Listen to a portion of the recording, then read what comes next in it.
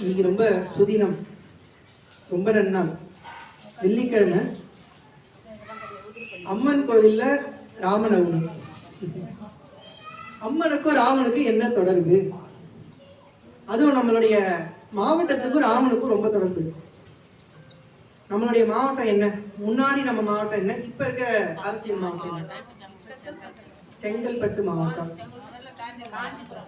முதல்ல காஞ்சிபுரம் மாவட்டம்.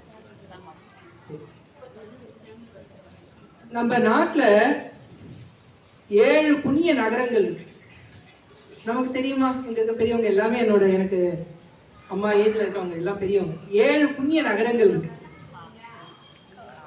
காசி, அப்புறம் ராமேஸ்வரம், மோக்ஷபுரி, 7 புரி சொல்றாங்க. தெரியுமா? காசி, ராமேஸ்வரம். நான் சொல்றேன், இந்த 7 நகரங்களை தினசரி நினைச்சாலே புண்ணியமா. 7 நகரங்கள், அதுல நம்ம எவ்வளவு புண்ணியம் பண்ணியிருக்கோம் பாருங்க. 7 நகரத்துல ஒரு நகரத்தை நம்ம வசிச்சுட்டு இருக்கோம், காஞ்சிபுரத்துல. கரெக்டுங்களா? காஞ்சிபுரத்திலேயே இல்லைன்னா கூட காஞ்சிபுரம் மாவட்டத்துல இருக்கும்.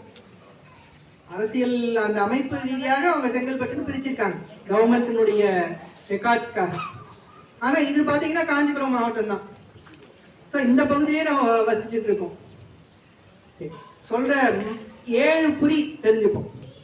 அயோத்தியா சொல்லலாமா? நம்ம சொல்லாம திரும்பி சொல்லலாமா? அயோத்தியா, மதுரா, மாயா, காசி, காஞ்சி, அவந்திகா, புரி, துவாராவதி. 7 புரி, துவாராவதின்ற புரி 7ஓட சேர்த்து சப்தயிதா மோக்ஷதாயிகா 7 மோட்சபுரிகள் சொல்றாங்க. அயோத்தியா, மதுரா, மாயா, காசி, காஞ்சி, அவந்திகா, துவாராவதி 7 புரி சொல்றாங்க. ஸோ இந்த 7 புரி நம்ம பாரத தேசத்துல மோட்சத்தை கொடுக்கக்கூடியது. சரி, அப்ப ராமருக்கும் அம்பாளுக்கும் என்ன ஒரு கனெக்ஷன் இருக்கு? ராமருக்கும் அம்பாளுக்கும் ஏதாவது ஐடியா இருக்கா? ராமர் யாரு? விஷ்ணுவோட அவதாரம். சரி சரி சரி. தசரத மகாராஜா இருக்கார். அவர் எந்த ஊர் ராஜா? தசரத மகாராஜா எந்த ஊர் ராஜாவா இருந்தாரு? அயோத்தியாவுடைய ராஜாவா இருந்தார். அவருக்கு ரொம்ப நாளா குழந்தைகள் இல்லாம இருந்தது.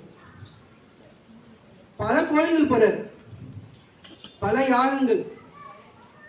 அந்த பல யாகங்கள் பண்ணும் பொழுது அவருக்கு இந்த குழந்தை செல்வம் கிடைக்காம இருந்தது. அதுக்கப்புறம் நம்மளுடைய காஞ்சிபுரத்துக்கு வர்றாரு. காஞ்சிபுரத்துல காமாட்சி அம்மன் கோயில், நம்ம எவ்வளவு பேர் காமாட்சி அம்பாள் கோயில் போயிருக்கோம்? எல்லாமே பேர். காமாட்சி அம்பாள் கோயிலுக்கு புத்திரகாமேஷ்டி யாகம் வந்தார். அங்கிருந்து அம்பாள் கொடுத்த வரத்தினால பிறந்ததுதான் ராமர். பாருங்க, நாம எவ்வளோ புண்ணியம் பண்ணியிருந்தா. சாந்தஸ்வரூபிணி வேம்புலி அம்மன் கோவில்ல ராமரை பத்தி நினைக்கிறதுக்கான பாக்கியம் நம்ம கிடைச்சிருக்கு பாருங்க.